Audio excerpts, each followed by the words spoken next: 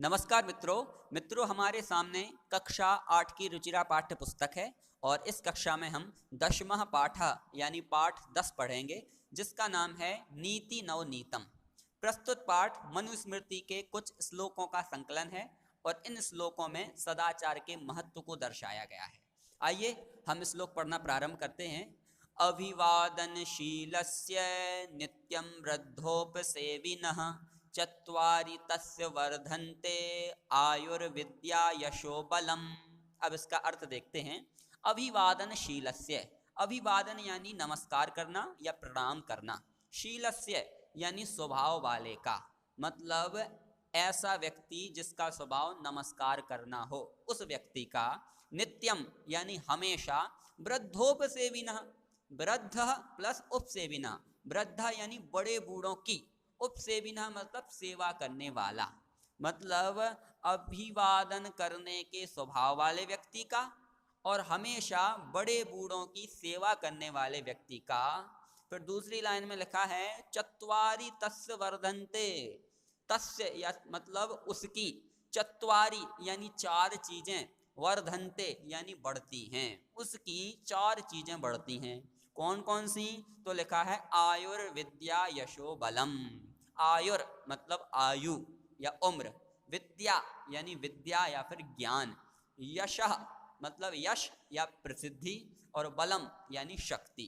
तो उसकी चार चीजें बढ़ती हैं, आयु, विद्या, यश और बल।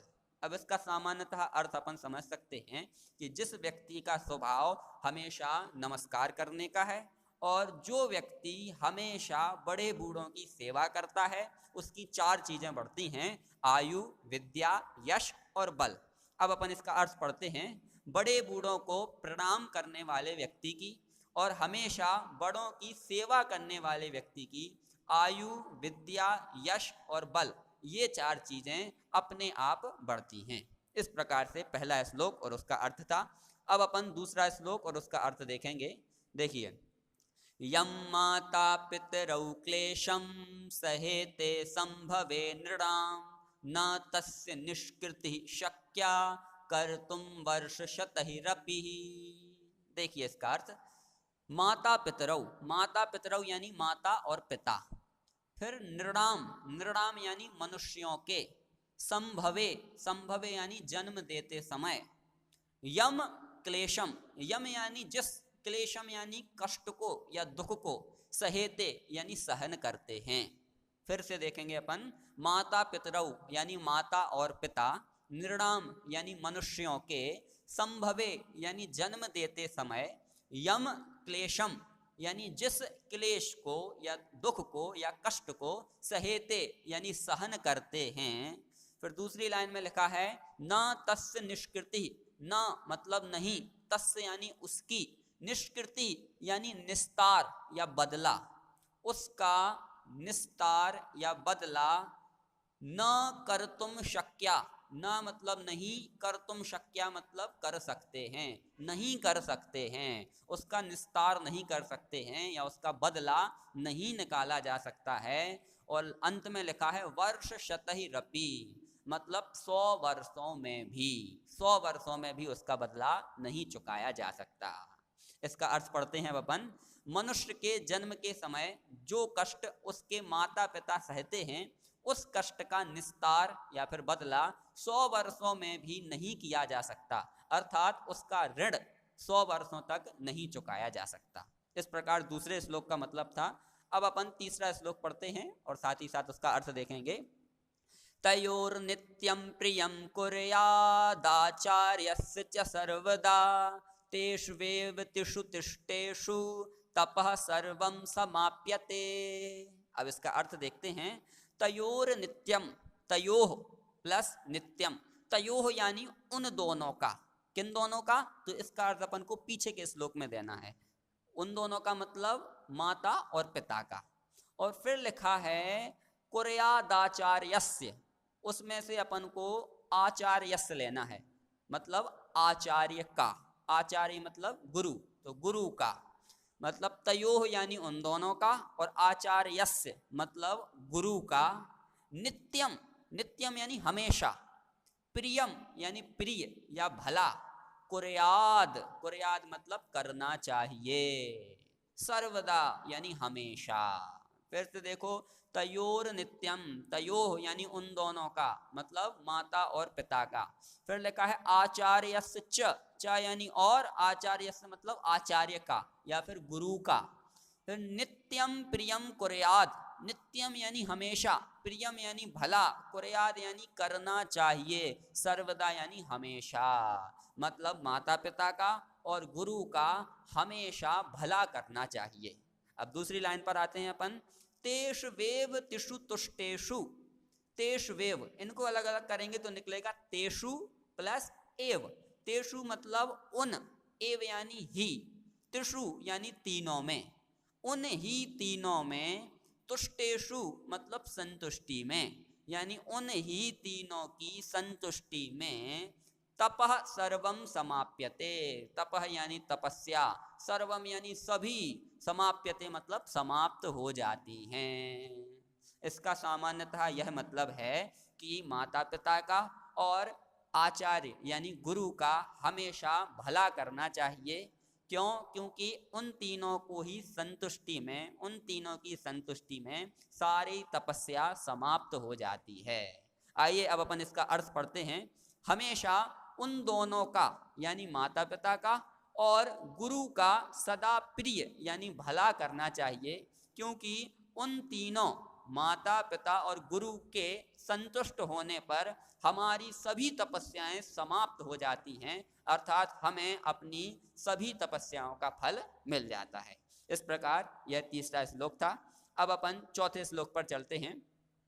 देखिए, सर्वं परवशं दुःखं सर्वमात्मवशं सुखं एतद् विद्यात् समासेन लक्षणं सुख दुःखयोः।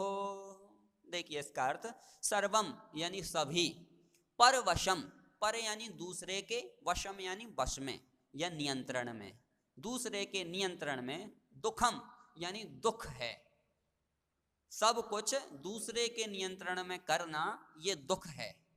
सर्वमात्म वशम सुखम, सर्वमात्म वशम, इसको अलग अलग करेंगे तो निकलेगा सर्वम प्लस आत्मवशम। सर्वम यानी सभी, आत्मवशम मतलब अपने वश में करना, सुखम यानी सुख है। सीधी सी बात है, इसमें सुख और दुख का लक्षण बता रहे हैं कि सब कुछ दूसरे के वश में करना ये दुख है, और सब कुछ अपने वश में करना, आत्मवशम यानी अपने वश में करना, सुख है। फिर दूसरी लाइन में लिखा है एतत् विद्यात् समासेन, इनको अलग अलग करेंगे तो निकलेगा एतत् प्लस विद्यात् प्लस समासेन। एतत् मतलब यह, विद्यात् यानी जानना चाहिए, समासेन अर्थात संक्षेप में, संक्षेप में यह जानना चाहिए।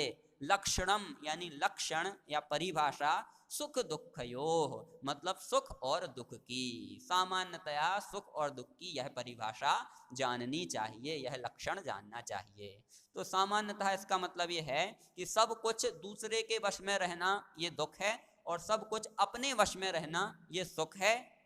यह संक्षेप में सुख और दुख का लक्षण जानना चाहिए। अब इसका अपन अर्थ पढ़ेंगे।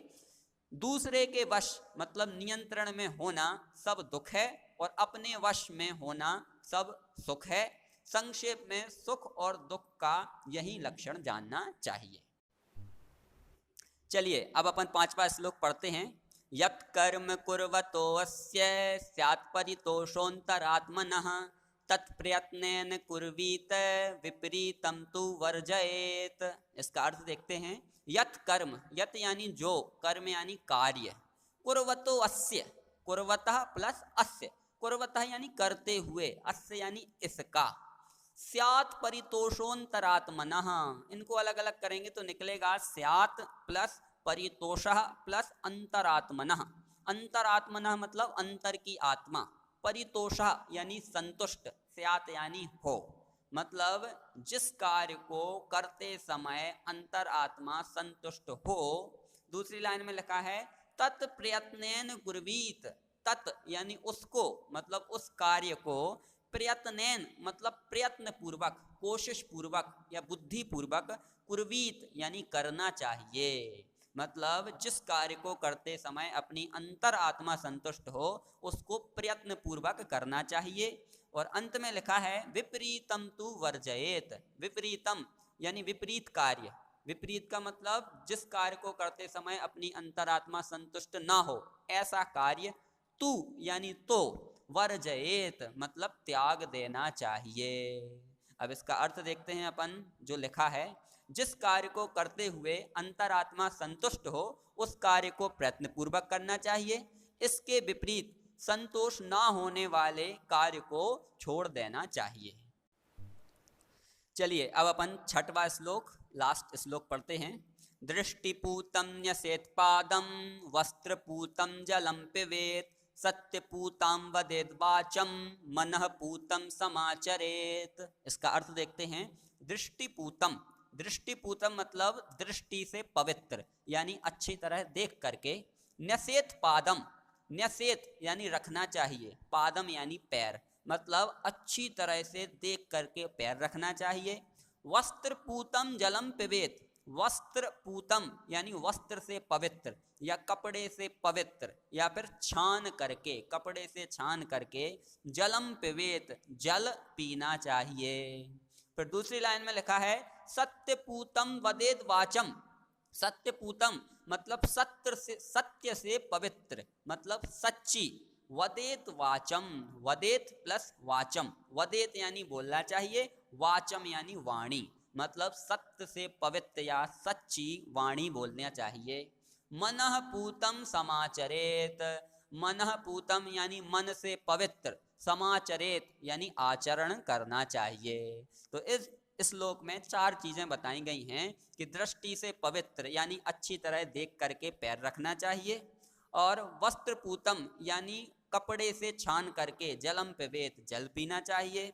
सत्य पूताम वदेत वाचम, सत्य से पवित्र यानी सच्ची, वदेत वाचम यानी वाणी बोलनी चाहिए, और मनः पूतम समाचरेत यानी मन से पवित्र आचरण करना चाहिए। अब इसका अर्थ पढ़ते हैं अपन। दृष्टि से पवित्र यानी अच्छी तरह देखकर पैर रखना चाहिए। वस्त्र से पवित्र यानी छान कर जल पीना चाहिए। सत्य से पवित्र यानी सच्ची वाणी बोलनी चाहिए, तथा मन से पवित्र यानी उत्तम आचरण करना चाहिए।